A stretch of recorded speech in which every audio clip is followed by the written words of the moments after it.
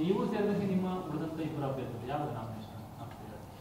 ಎಲ್ಲ 4ನೇ ತಾರೀಕೆ ನಾಮಿನೇಷನ್ ಆಗ್ತಾ ಇದ್ದೆ. ನೀವು ಕೂಡ 4ನೇ ತಾರೀಕು ಈಗಾಗಲೇ ನಮ್ಮ ಹಾಸನದ ಅಭ್ಯರ್ಥಿ ನಾಮಿನೇಷನ್ ಹಾಕಿದ್ದಾರೆ. ಇವತ್ತು ಪುನಃ ಇನ್ನೊಂದು ಸೆಟ್ ನಾಮಿನೇಷನ್ 4ನೇ ತಾರೀಕು ಆಗ್ತಾ ಇದ್ದಾರೆ. ಸರ್, ಈಗ ನೀವೆಲ್ಲ ಜಿಲ್ಲಾ ಮಟ್ಟದಲ್ಲಿ ಕೋರ್ ಕಮಿಟಿ ಸಮನ್ವಯ ಸಮಿತಿ ಸಭೆಗಳನ್ನೆಲ್ಲ ಮಾಡ್ತಾ ಇದ್ದೀರಿ.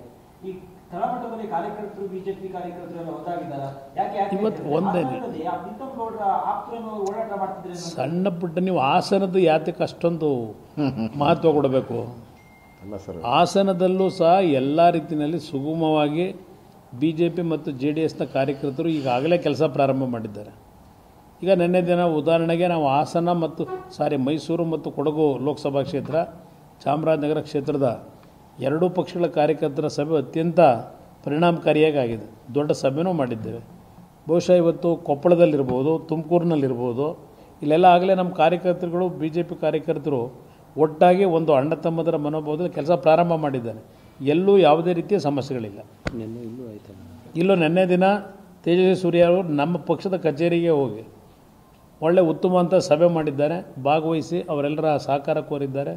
ಎರಡೂ ಪಕ್ಷಗಳು ಒಟ್ಟಾರೆ ಇವತ್ತೇನು ಸಮನ್ವಯದ ಕೊರತೆ ಎಲ್ಲೂ ಇಲ್ಲ.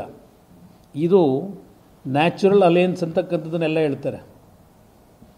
ಇವತ್ತು ಒಂದು ಹೊಸ ಪ್ರಯೋಗ ಇಲ್ಲೇನು ಪ್ರಾರಂಭ ಮಾಡಿದ್ದೀವಿ. ಈ ಹೊಸ ಪ್ರಯೋಗ ಯಾವೊಂದು ದುರಂಕಾರದ ಮಾತುಗಳಾಡ್ತಕ್ಕಂಥ ನಮ್ಮ ಮುಖ್ಯಮಂತ್ರಿಗಳಿದ್ದಾರೆ ಅವರಿಗೆ ಇವತ್ತು ಉತ್ತರವನ್ನು ನಾಡಿನ ಜನತೆ ಕೊಡ್ತಕ್ಕಂಥದ್ರಲ್ಲಿ ಈ ಪ್ರಯೋಗದಲ್ಲಿ ಯಶಸ್ಸು ಕಾಣ್ತೀವಿ.